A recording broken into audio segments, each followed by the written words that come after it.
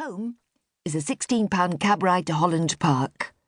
I live on the 4th floor of a 1930s block of flats, with a sunny view south and the constant assurance from the local estate agents that serious cash buyers are only a phone call away.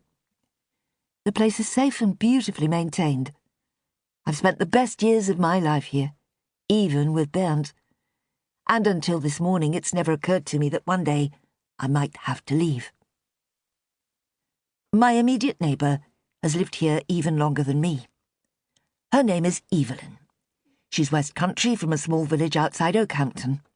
She's wise and kindly, and Bernd always said she belonged in a homestead in frontier America with a rugged husband and an army of kids. Bernd was wrong about that, because she's never married, probably never had a man, and maybe, as a consequence, she puts a great deal of thought into nurturing relationships she values. I flatter myself that I count as one of her friends. Evelyn has sharp ears for the arrival of the lift, but always waits until I've settled myself in before knocking lightly on the door. These calls are always for a purpose. Another reason we get on so well. Since I've known her, she's worked as an editor for one of the smaller London publishing houses. People I know in the business tell me she's become a legend, and I tend to believe them. She certainly knows that less is more, an editorial rule she applies unfailingly to her own life. She stands at the open door, a thick jiffy bag in her arms. The pencil behind her ear is a signal that she's busy. "I took this in," she says. "I think it's from your agent." She gives me the jiffy bag, and then pauses before stepping back into the hall. "Is everything okay, my lovely?" "No, if you want the truth." "Anything I can do?" "No." I force a smile. "But thanks." She nods, says nothing. She'll be there if I need her, I know she will. But not now. I put the kettle on and toy with making a cup of tea, but give up, overwhelmed yet again by what's happened. I'm 39, shading 40. I'm in my prime. I jog round Kensington Gardens 3 times a week. My serious drinking days are long gone, and I can't remember when I last had a cigarette.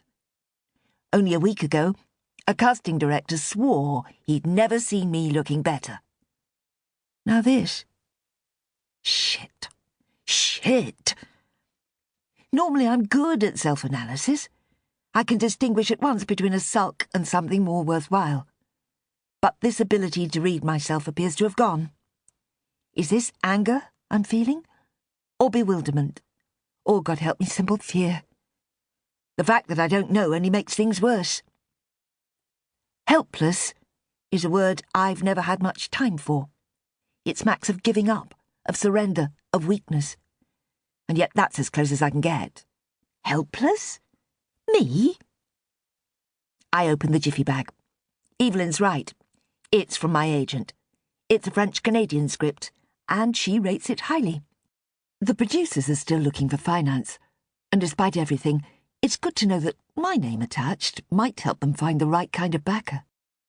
So what do I do here? Do I lift the phone and tell my agent to hold all calls? Do I fess up and say I've joined the Walking Dead? Or do I just breeze on and hope that I can somehow make it through? In certain kinds of script, we call that denial. Denial, under the current circumstances, sounds perfect. And so I pop another Percocet and curl up on the sofa. My agent's right. Even with my mind still wandering up cul-de-sac after cul-de-sac, I give the script enough attention to know that it's very, very good.